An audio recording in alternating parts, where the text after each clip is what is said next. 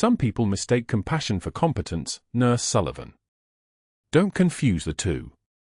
That is what Dr. Whitfield said 47 minutes before his entire world collapsed. Cedar Creek Medical's long-term care unit in Savannah smells like antiseptic and resignation. Fluorescent lights hum overhead, a sound like insects trapped in glass, buzzing over patients who've been unconscious so long the staff walks past without looking. The machines beep in their own language. The ventilators wheeze their mechanical rhythm. The 4 pumps tick with metronome precision, counting down time that nobody believes will end. Brooke Sullivan moves through her morning rounds with quiet precision, her hands steady as surgical lasers despite the tremor that appears only when she's alone.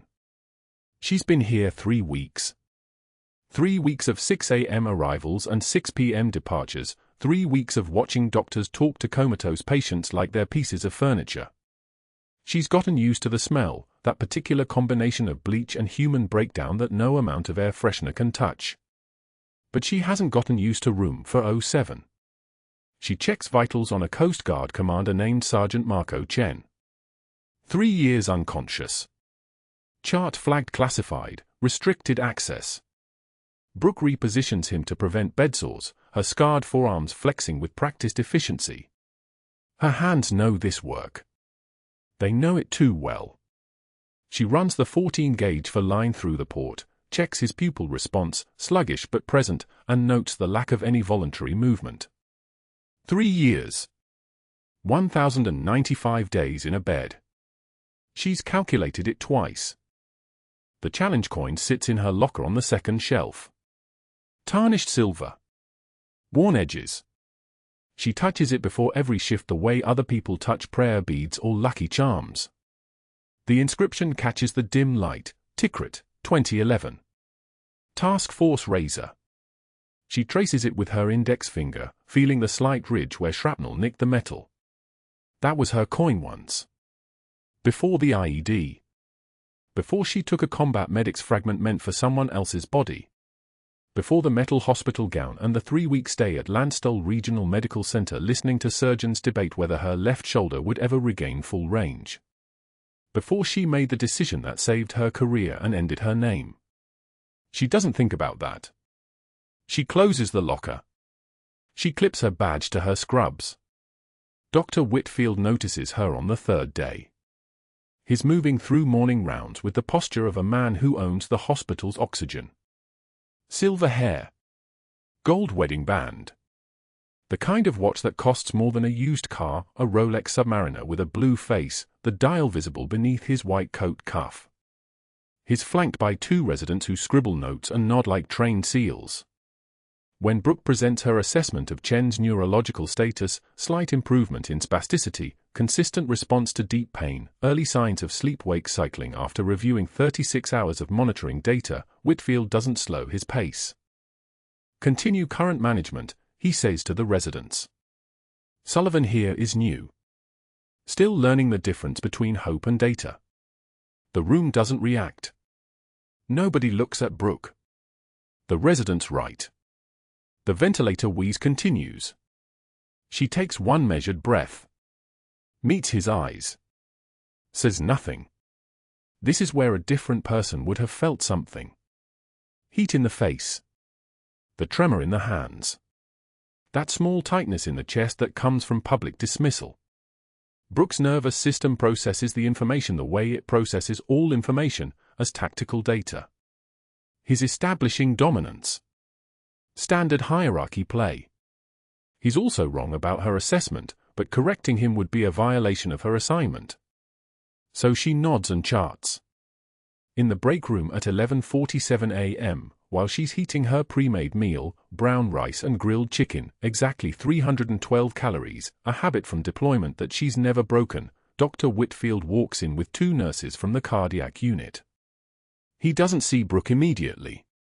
He's on his phone, laughing. The ICU director actually asked me if I wanted his position, Whitfield says. I told him I'm happy here. Why move to a smaller pond when you already dominate the one you're in? The nurses laugh with him. That specific laugh, the one that exists only because their boss made it safe. Whitfield notices her then. She's standing by the microwave, waiting for the timer. She doesn't turn around. Ah, Sullivan.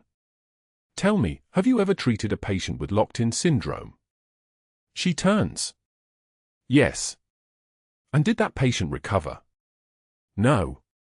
Well then. He smiles. It's the smile of someone who's just won an argument nobody was having. Perhaps you should recalibrate your optimism about Chen. Some people are just done. Hope is a waste of everybody's time, including theirs. He leaves. The cardiac nurses exchange glances and follow him out. Brooke stands alone in the break room. The microwave timer beeps. She doesn't move. She watches her reflection in the darkened window above the sink, a woman with short dark hair, cheekbones that could cut glass, eyes the color of a stormy Atlantic. She doesn't recognize herself in the reflection anymore. That stopped happening somewhere between the third surgery and the psychological evaluation required for her new assignment. That stopped being relevant. She reaches into her pocket. The tarnished coin is there. It's always there. She holds it in her closed fist, feeling the weight of it, barely anything, just silver and memory, and then she releases it back into the darkness of her scrub pocket. The next morning, before her shift begins, she opens her locker for the coin like she always does. It's not there. She checks twice. Third shelf. Second shelf. Under the uniform scrub she keeps folded in the back. The small metal box where she locks her badge during physical therapy. Gone. Her hands are still steady, but there's a presence that arrives now, something like pressure in the air, like the atmosphere before an electrical storm. She closes the locker without making a sound. Dr. Whitfield is waiting in the nurse's station when she emerges. Good morning, Sullivan. I wanted to inform you that administration is conducting a locker inspection for contraband. Medications, personal narcotics, anything that violates hospital policy. He holds up a small plastic evidence bag. Inside is the tarnished coin. This was in your locker. Origin appears to be military memorabilia. I'm not sure what it is, but I'd suggest you limit your personal items to what's necessary for your work. We maintain professional standards here. He sets the bag on her shift report. She looks at the coin through the plastic. At the inscription she's traced 1,000 times. At the metal that caught a fragment meant for someone else's chest cavity. I'll move it home, she says. Her voice is deferential. Soft. Exactly what the assignment requires. See that you do. He walks away, and she hears him tell the residents, she'll be fine. Give her time to understand how things work here. Some people don't adapt well to actual structure. That's not a reflection on Cedar Creek, that's on them. She stands at the nurse's station with the plastic bag in her hand. The morning medication carts are being assembled. Monitors are beeping across the unit. Mrs. Hernandez in 401 is calling for pain medication. The ventilator in 407, Marco's ventilator, continues its mechanical breath. In and out. In and out. The sound like a metronome counting down to something nobody can see coming. She clips the evidence bag into her pocket next to where the coin used to be. And then she walks into room 407 to check on Marco Chen, the medic who took a combat IED fragment that was supposed to reach her instead, the reason she's standing here in these scrubs with this assignment, the classified patient she's been sent to monitor and protect. She doesn't know yet what Whitfield is building. She doesn't know yet about the documentation he's already started, the quiet notes in Chen's chart, the private conversations with hospital administration, the 3-inch binder that will eventually contain the tools of her professional destruction. She doesn't know that her moment of composure at the microwave has already been observed, that her presence at the hospital has already raised flags in his mind, that he's already begun the systematic dismantling of anyone who might outshine him. All she knows is the sound of the ventilator. The antiseptic smell. The weight of the evidence bag in her pocket. And the fact that in 3 years, Marco Chen's pupils have never contracted this sharply to light. But that wasn't the worst part. That wasn't even close. Just a nurse. That's what Dr. Whitfield called her during morning rounds, loud enough for the entire unit to hear. He didn't know Brooke Sullivan had held a 23-year-old Marine's intestines in place while incoming fire punched through the tent walls.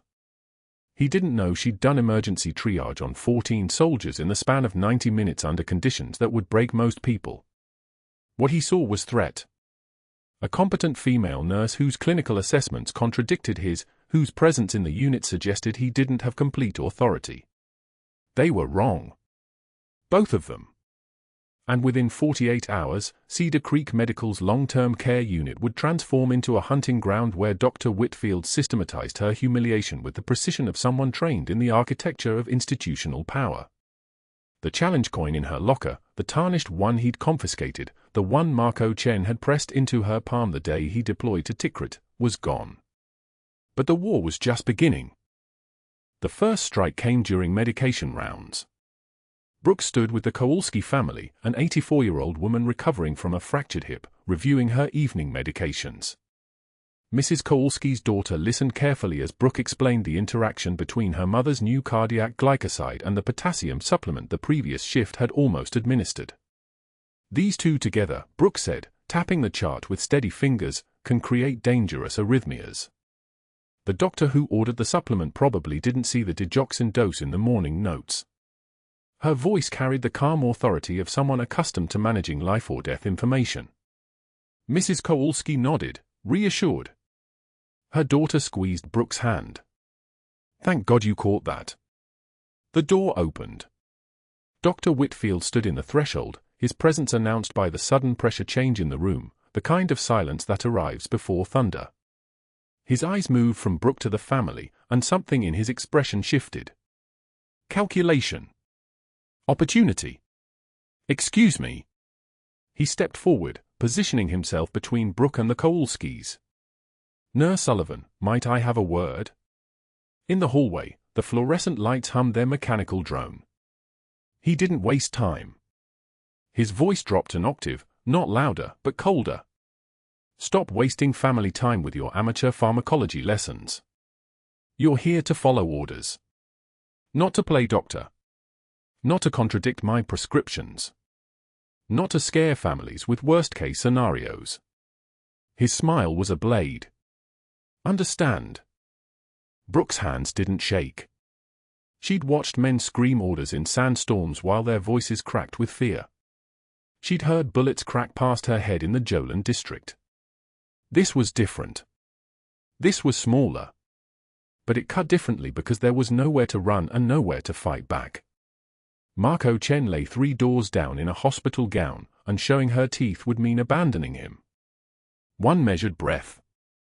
One tear escaped.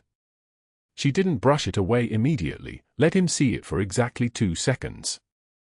Then she wiped it with her index finger, held his gaze without flinching, and spoke with the controlled precision of someone trained to deliver truth under fire. "I stand by my assessment, doctor." He stared at her. For a moment, she thought she saw confusion flicker across his face, the expression of a predator encountering unexpected resistance. Then his jaw tightened. He turned and walked back into the patient's room without another word. Through the half-open door, Mrs. Kowalski's face burned crimson with second-hand humiliation. The next morning, Brooke sat alone in the break room with her lunch. A salad. Black coffee. The fluorescent lights cast everything in chemical white. Nurse Jackie was the first to arrive, a woman Brooke had worked 3 shifts with, who'd complained about her own daughter's nursing school debt just yesterday. Jackie took one look at Brooke, gathered her sandwich without making eye contact, and left. Nurse Tom followed 60 seconds later, collecting his coffee with the efficiency of someone executing a retreat. Within 90 seconds, the table meant for 8 held only Brooke. She watched her reflection in the dark screen of the microwave. A woman in blue scrubs. Hollow eyes.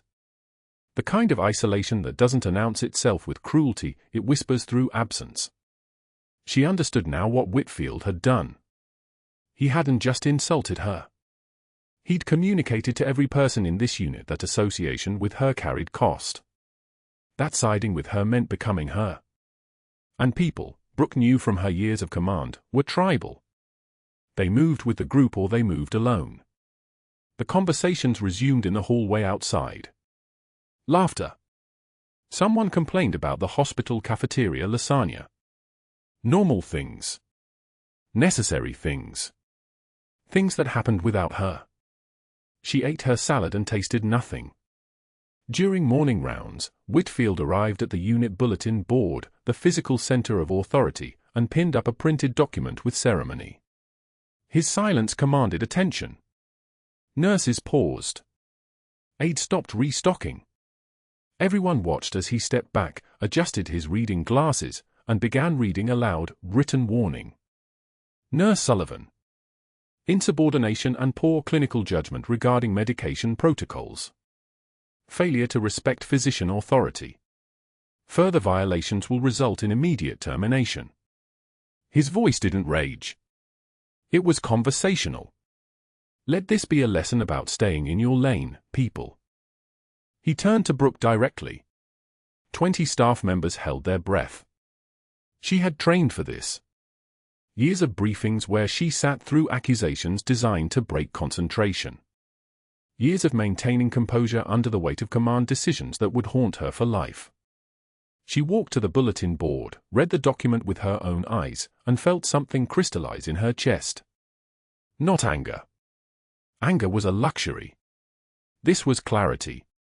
I stand by my assessment, Doctor. Her voice carried no plea, no defensiveness. Just fact. But Whitfield wasn't finished. He was building something. She could see it in the way his movements had become deliberate, choreographed. And effective immediately, he continued, turning back to his clipboard. I'm reassigning Nurse Sullivan's 3 stabilized patients to more experienced staff. Her neurological assessments of Mr. Chen are overly optimistic and medically unsound. I'll be monitoring his condition personally from this point forward. The words landed like ordnance. 3 patients. Months of work. Trust. But worse, exclusion from Marco's care. Exclusion from the one mission that had brought her to Cedar Creek Medical in the first place. Brooke's jaw tightened. That was her tell, the one physical response she couldn't fully suppress. She saw someone notice it, one of the younger nurses, eyes widening slightly. Whitfield saw it too. He smiled. The expression of a hunter who just confirmed his prey could bleed. The isolation deepened across the next 2 weeks. It wasn't dramatic. It was the opposite of dramatic. In the hallway, Nurse Jackie suddenly needed to check her phone when Brooke approached. The respiratory tech who discussed his daughter's graduation just weeks earlier now looked through her as if she were glass. The cafeteria worker who'd added extra vegetables to her salad without asking began serving her with mechanical efficiency. Eyes down. No conversation. No acknowledgement. It was the absence that destroyed. Not violence, not confrontation, just the slow, systematic removal of her from the community that made a hospital function. Humans were tribal. Whitfield had understood this from the beginning. He'd used his position not to shout her down but to excommunicate her. The break room became a geography of rejection. She brought her lunch. She ate it. She left. No one joined her. No one spoke to her. The silence during her presence was different from the silence during her absence, thicker, intentional, a statement delivered through omission. In her locker, there was no coin anymore. Just scrubs folded with military precision and a shift schedule that felt like a prison term. She touched the empty space where the coin had been, Marco's challenge coin, worn smooth by years in a Special Forces uniform, dented by shrapnel from an IED blast in Tikrit. He'd given it to her the morning of his last deployment with 4 words, in case I don't. Now it existed in whatever space Dr. Whitfield kept trophies. She wondered if he understood what it meant. If he'd bothered to research it.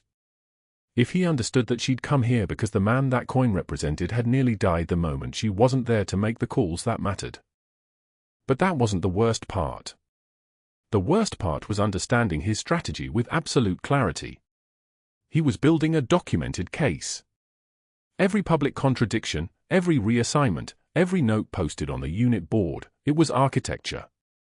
By the time he moved to destroy her completely, the foundation would be so well laid that everyone would nod along. She could see it forming like a structure made of glass and air, beautiful and inevitable. 3 weeks into his campaign, as Brooke checked vitals on Marco Chen during a routine evening shift, something catastrophic happened. His oxygen saturation dropped from 94% to 67% in 15 seconds. His chest heaved. The monitor screamed. Her hands moved on their own. Muscle memory. 3 tours. 247 lives she'd held together in conditions designed to tear humans apart. The code button. The crash cart. The scalpel. The pen casing from her pocket, always kept, always ready, the habit of a soldier who understood that the difference between life and death sometimes measured in millimeters and seconds. She palpated his cricothyroid membrane, found the landmark, made the incision, and inserted the improvised airway. His oxygen climbed. 91%. 93%. Stable. She realized, as the code team burst through the doors 45 seconds too late, that she'd just given Dr. Whitfield the final ammunition he needed. His face appeared in the doorway, processed the scene, understood in a single moment what had happened, and she watched something shift behind his eyes. Not gratitude. Not relief. Pure, focused calculation. A threat that had just become a liability. A competitor who just revealed skills that exceeded his by a magnitude he couldn't acknowledge without destroying his authority. He photographed the scene with his phone. The oxygen saturation number glowed red on the monitor. 94. 92. 89. Brooke's hands froze mid-notation on Marco Chen's chart. 3 weeks into the humiliation campaign, and she'd learned to move through Cedar Creek Medical like a ghost, present but invisible, competent but voiceless. But now the numbers were screaming. 87. 84. 79. She set the chart down without a sound. The ventilator wheezed its mechanical rhythm, steady and unaware. Marco's chest rose and fell with the machine's rhythm, the same rhythm it had maintained for 36 months, and Brooke had been present for most of them, before Whitfield, during Whitfield, and now into whatever came next. His lungs were supposed to be failing from atrophy and scarring, but not like this. Not in 15 seconds. 75. 70. She pressed 2 fingers against his carotid artery. The pulse was there but racing, 108 beats per minute, the muscle responding to oxygen starvation before his sleeping brain could register the danger. She checked the ventilator tubing. Connected. Secured. No kink. The endotracheal tube should be patent. It should be delivering oxygen into lungs that had been artificially breathing for 36 months and 14 days. 68. 65. Brooke's hands moved without conscious thought. Muscle memory from 43 emergency field procedures in Tikrit. Muscle memory from training that predated her nursing license by more than a decade. Her fingers found the stethoscope in her pocket and the earpieces went in. She listened to the right lung. Air moving. Now the left. She heard it immediately, the absence. The silence where breath should be. The airway had collapsed. Not a gradual deterioration. Not a slow decline into respiratory failure. A complete obstruction. Anesthesia was 5 minutes away minimum. Dr. Whitfield was somewhere in the administrative wing, probably still composing his next carefully worded email about nursing scope of practice violations. 60.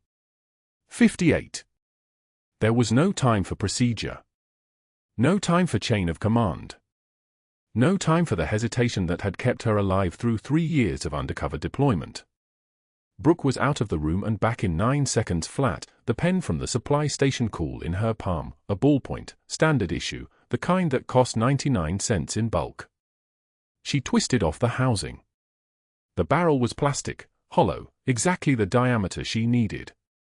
She moved back to the bedside where Marco Chen's blood oxygen was flatlined at 51% and the monitor had begun its warning scream, not a beep anymore but a sustained alarm, the sound of a body in crisis, a siren no one was running toward fast enough. The scalpel came from her pocket. She kept one in her scrubs.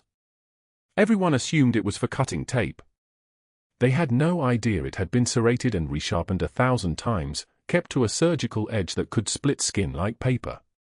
Her left hand found the landmarks, the notch between the thyroid cartilage and the cricoid cartilage, the space the size of a fingernail where the cricothyroid membrane lived thin and accessible.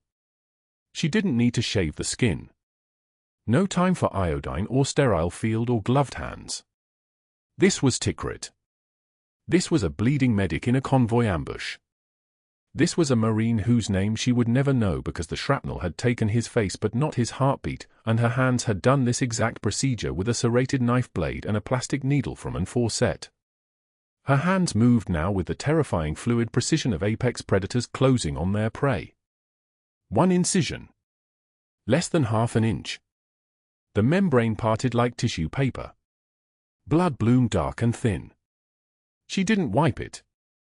The pen barrel went in, and the angle was perfect. She angled it downward, toward the lungs, away from the vocal cords. She might never get him back if she damaged them. The hiss of air escaping. Then silence. Not the alarm silence. The breathing silence. The sound of oxygen flowing where it was supposed to flow, the plastic barrel now serving as a makeshift airway, Marco's chest moving on the ventilator again, the tube bypassing the collapsed airway entirely, channeling oxygen directly into the space below the obstruction. Brooke's left hand pressed a 4x4 gauze against the bleeding while her right hand was already moving, securing the barrel with a piece of tape, then another, creating a bandage that would hold it in place. Her fingers were steady. Her breathing was steady. Inside her chest, her heart rate was 142, the same beat it had maintained through 3 deployments and a marriage that couldn't survive the silence of what she was trained to do. The monitor numbers climbed. 54. 61. 72. 81. She had just finished stabilizing the barrel when the doors burst open and Dr. Whitfield entered with anesthesia trailing behind him, moving with the entitled urgency of men who believed the emergency had been waiting for their arrival. His eyes found Marco first, chest rising, falling, the ventilator working again. Then the monitor. Oxygen saturation climbing toward normal ranges. Then Brooke, standing at the bedside with blood on her right hand, the pen barrel taped in place, her composure as flat and empty as a lake after the storm passes.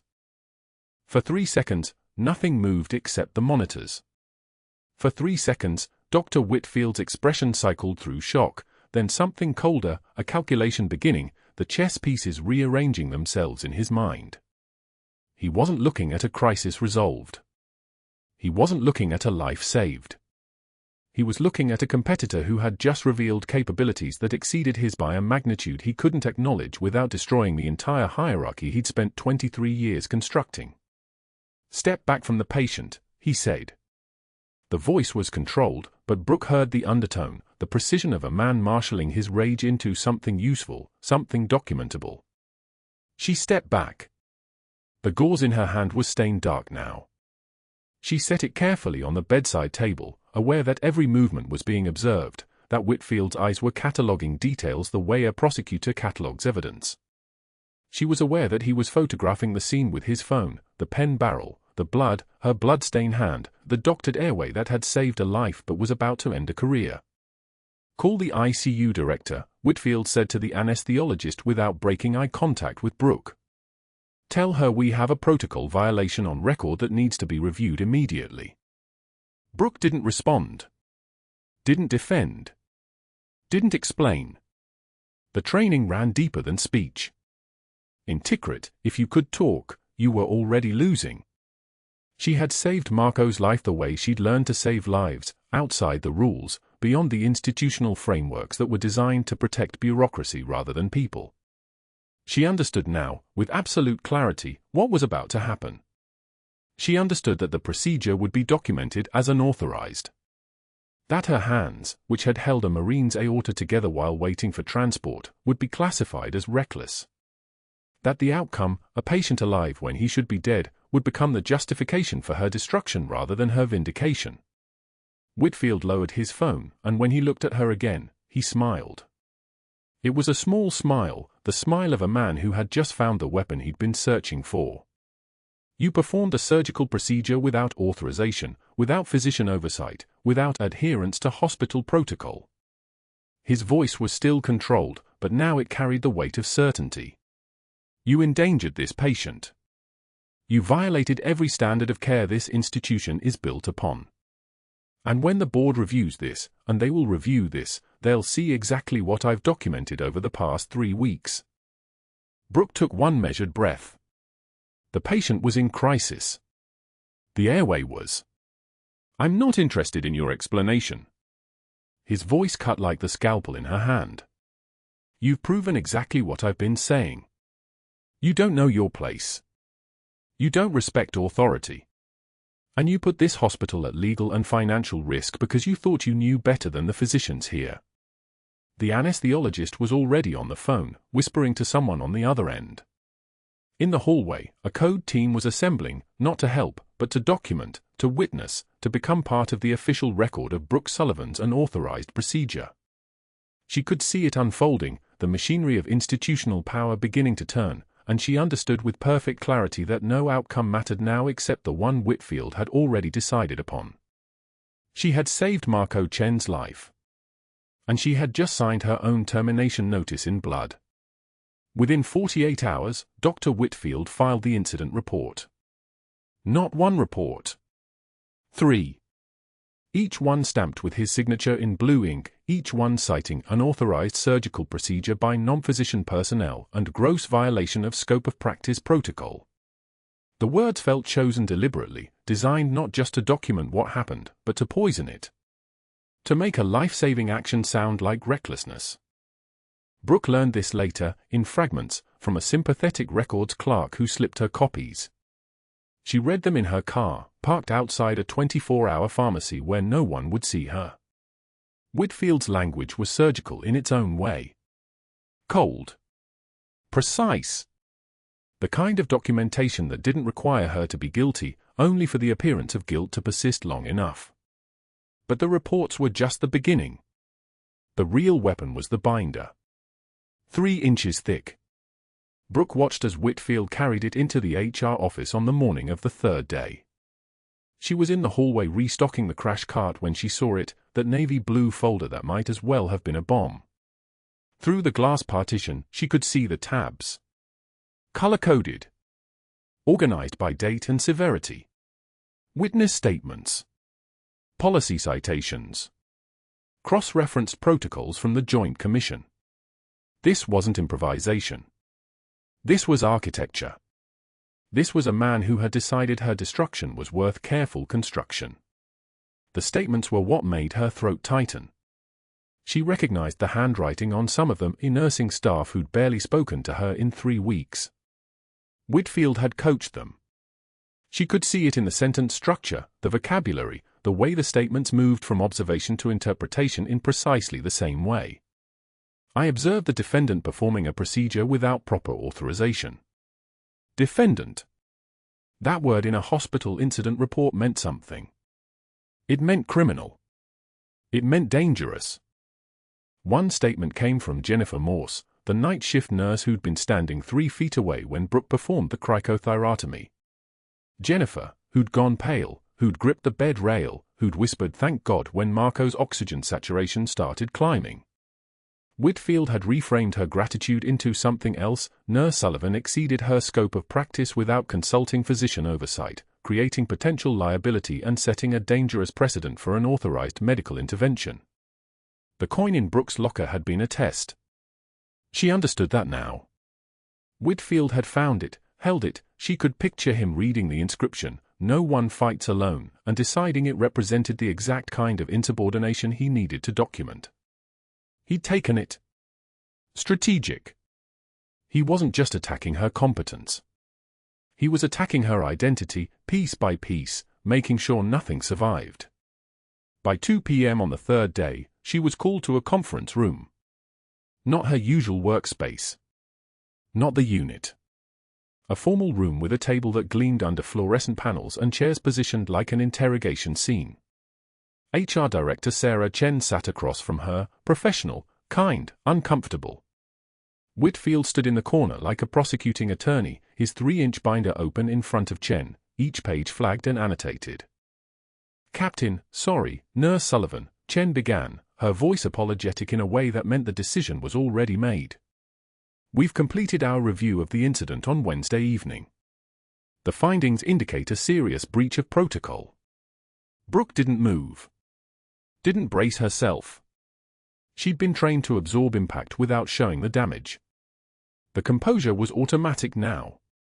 "Dr. Whitfield has documented multiple concerns about your performance over the past 3 weeks," Chen continued, flipping through papers that Whitfield had clearly annotated for her benefit. "And the unauthorized surgical procedure, the cricothyrotomy performed without physician authorization, constitutes gross protocol violation and potential patient endangerment."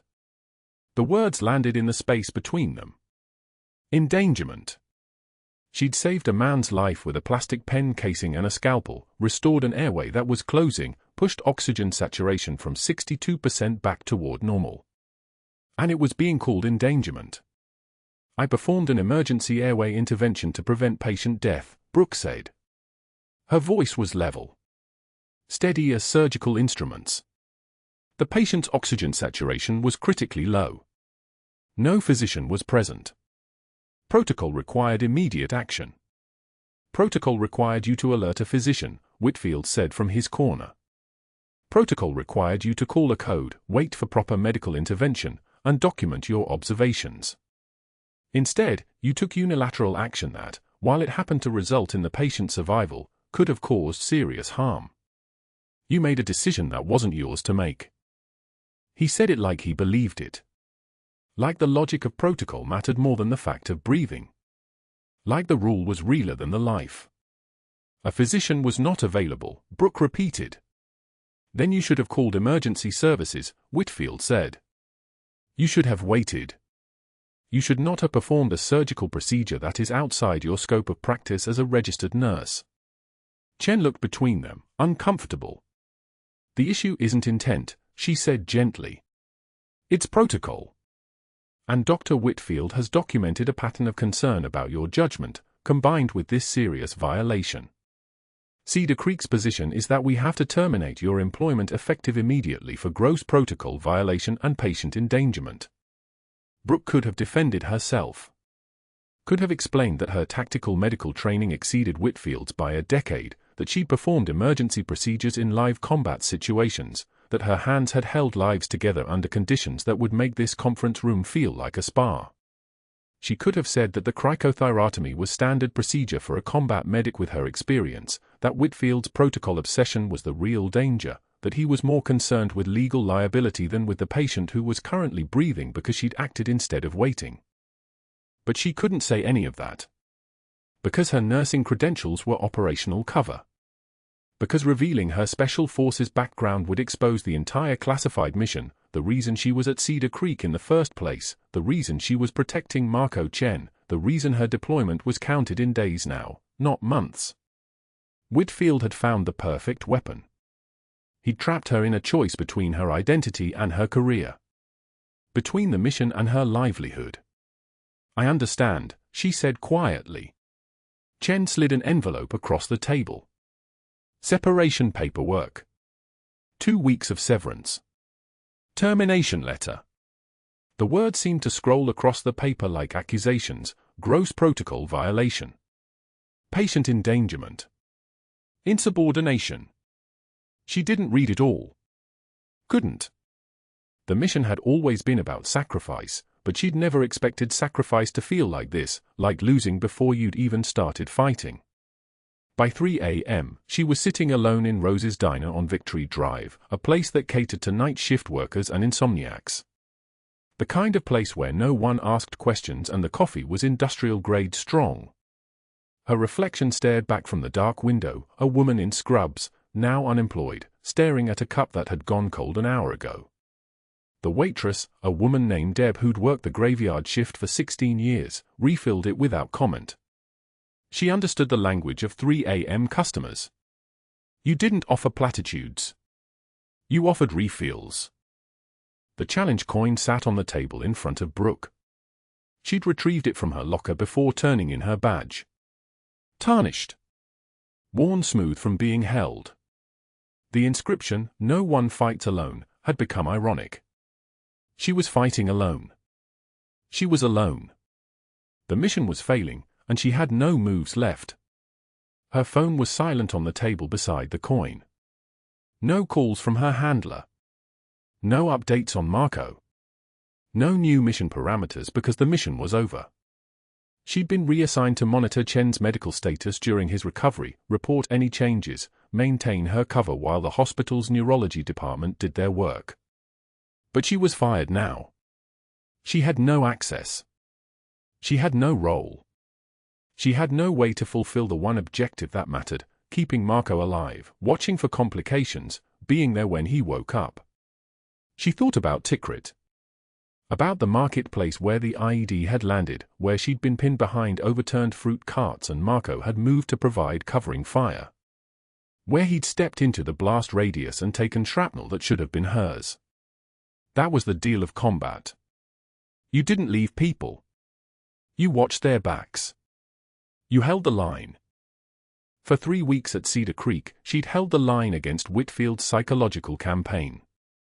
She'd absorbed the humiliation, the patient reassignments, the break room exodus, the public contradiction of her charting decisions.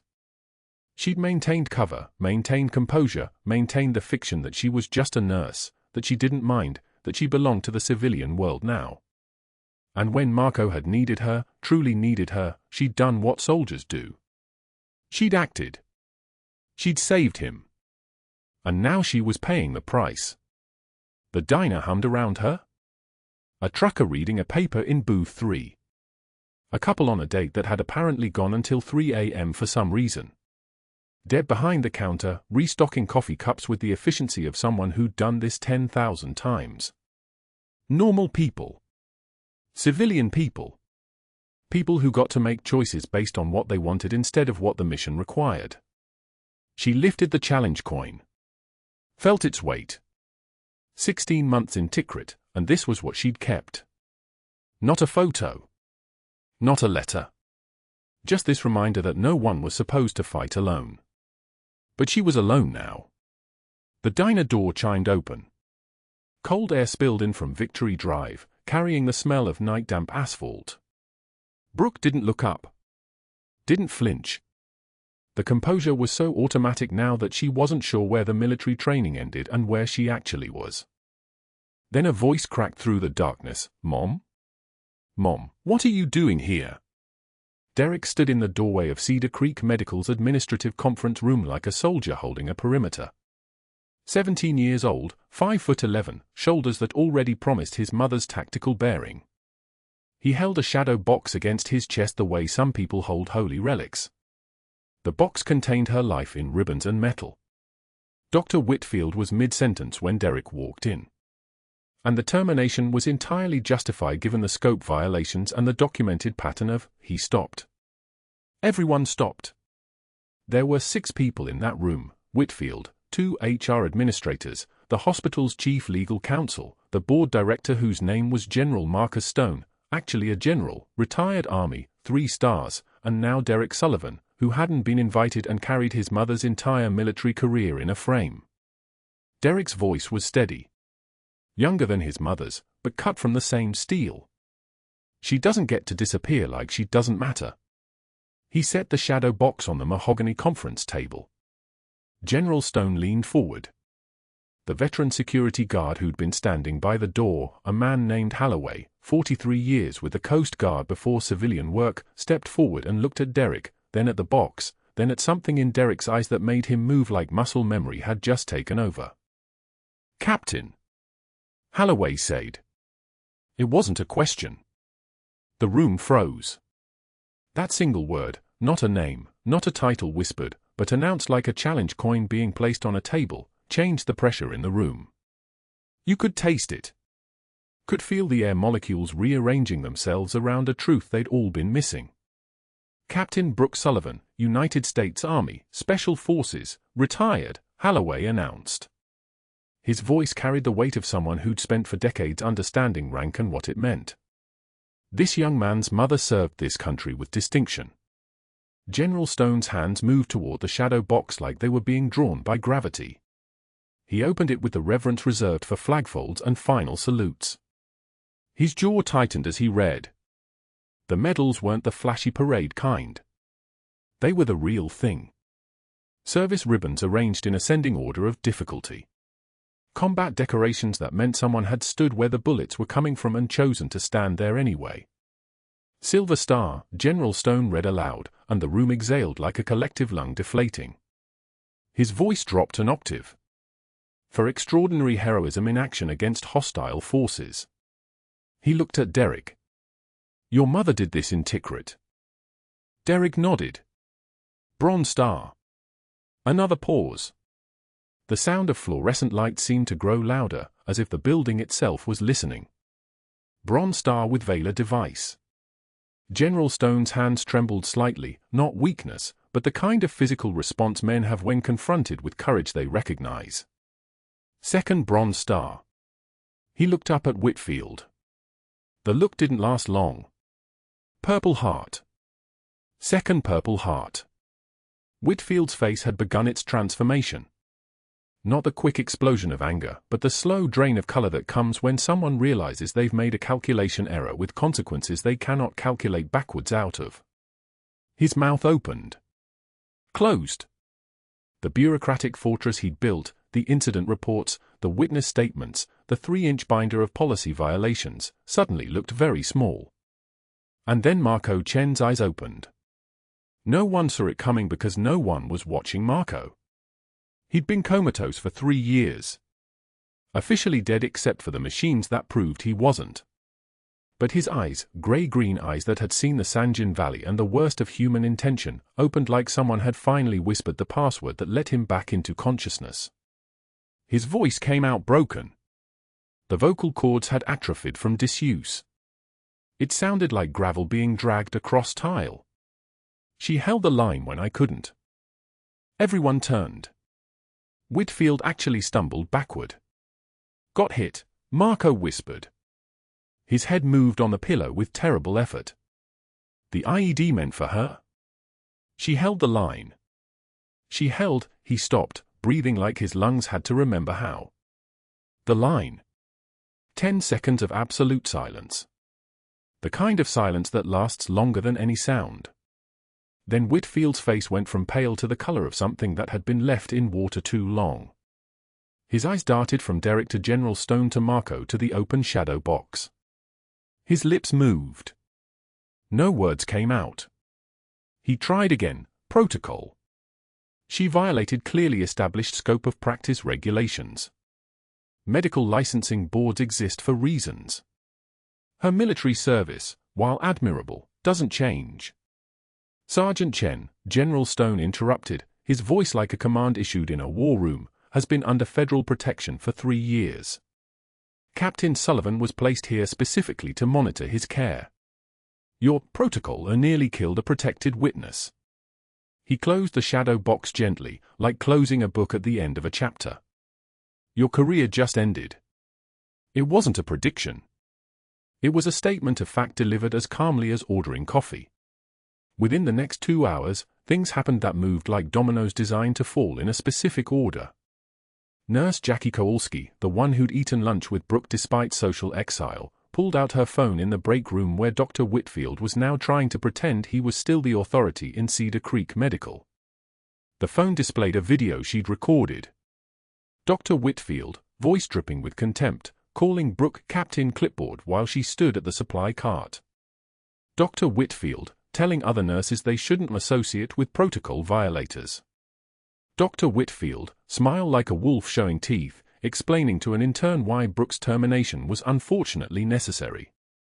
Jackie had posted it that morning. By the time the conference room meeting ended, it had been shared 43,000 times. By 2 p.m., the shares were climbing past 200,000. Dr. Patricia Chen, Marco's aunt, renowned trauma surgeon, medical school mentor who'd taken Robert Whitfield from promising intern to confident physician, saw the video. She watched her former student destroy a nurse who'd just saved his sister's son. Then she posted her own statement on the hospital's public board. I taught Robert Whitfield that medicine requires humility. He learned nothing. I am formally disowning him as a student and requesting immediate board review of his conduct. The nurse he destroyed saved my nephew's life, twice. Robert, you are a disgrace to everything I tried to teach you. Her post had 40,000 comments within an hour. The hospital's board convened an emergency session at 3 p.m. Security footage was pulled, Dr. Whitfield reassigning Brooke's patients to less experienced staff. The incident reports he'd filed with his own handwriting. The write-up posted on the unit board where everyone could see it. The witness statements with notes in his handwriting, edits, suggested language, correct this statement to include insubordination. HR Director Karen Moss appeared with her own documentation, her face the color of someone who'd just realized they'd been weaponized. He told me she was dangerous, she said quietly. He showed me regulations. I didn't question. I should have questioned. By 4 p.m., Dr. Whitfield was suspended pending investigation. By the next morning, his medical privileges were revoked. The State Medical Board launched a formal review. Former patients contacted by hospital attorneys came forward with complaints they'd never filed, treatment delays when Whitfield disagreed with their choices, dismissive comments about their medical intelligence, the particular cruelty of someone who'd confused certainty with competence. His colleagues who'd stayed silent in the break room began issuing statements. His residents requested transfer. His research partnership was terminated. The viral video had transformed his face into something synonymous with institutional cruelty, the kind of face that made people instinctively distrust authority. And Brooke Sullivan, Captain Brooke Sullivan, as she was now introduced in every room she entered, was offered the position of Director of Critical Care before she'd even stopped processing that she'd been fired. 18 months later, she walked through Cedar Creek Medical's long-term care unit with the confident stride of someone who'd earned every step. Not the defensive posture of someone hiding. Not the hesitant movements of someone apologizing for taking up space. She moved the way soldiers move when they've survived something that tried to break them and the breaking didn't work. Her nameplate read, Captain Brooke Sullivan, USA, RET, Director of Critical Care. The break room where she'd been forced to eat alone now had her photograph on the wall beside the Silver Star citation. The unit board displayed new protocols she'd implemented, Combat Medical Integration Program, Veteran Healthcare Specialists Welcome. Because she understood something that regular people don't understand, that the quiet ones often have the deepest wells, and the ones who've held trauma together with their bare hands make the best guardians of the vulnerable. She visited Marco Chen in neuro-rehabilitation, where he was relearning to walk with the same determination he'd shown in Tikrit. His speech was slow but becoming clearer. He was moving from assisted steps to independent movement, his body remembering what his mind had stored in 3 years of darkness. You know what I remembered first? He asked her during one afternoon session. When I first woke up. Your voice. You kept telling me, no one fights alone. I heard it the whole time. Whole 3 years. Just kept hearing it. The tarnished military challenge coin now sat in a frame on her desk beside a photograph of Derek in his Coast Guard ROTC uniform, newly commissioned, his own path just beginning. On her night rounds, she passed the security desk. Robert Whitfield sat there in an ill-fitting uniform, checking in visitors, scanning badges. The medical community had closed its doors to him. The only job he could find at Cedar Creek Medical was night security, the position with the lowest authority, the longest hours, the least institutional respect. Walking the same hallways where he'd once given rounds, now checking that doors were locked. She doesn't need to say anything when their eyes meet. The quiet dignity that absorbed his cruelty has become the foundation of her authority, and he recognizes it now with the clarity of someone who'd spent 18 months watching the cost of his choices compound. In the staff lounge during orientation, she addresses new hires. She holds up the tarnished challenge coin, framed now, but still bearing the marks of what it survived. The quietest person in the room might be holding it all together. Don't mistake silence for weakness. Don't mistake competence for threat. And never, Ever mistake compassion for incompetence? Through the window, you can see Marco waving from the rehab gym, taking independent steps that 6 months ago seemed impossible. Derek's latest letter sits in her pocket, describing his first week of officer training. And Brooke Sullivan, who spent 16 months holding the line in Tikrit and 3 weeks absorbing humiliation with quiet dignity, finally allows herself something she hasn't felt in years, the knowledge that the mission succeeded. If this story resonates with you, if you've ever been underestimated by someone who didn't know your true value, subscribe to this channel and hit the notification bell. What would you have done in Brooke's position? Comment below. And like this video because the quiet ones deserve to be seen.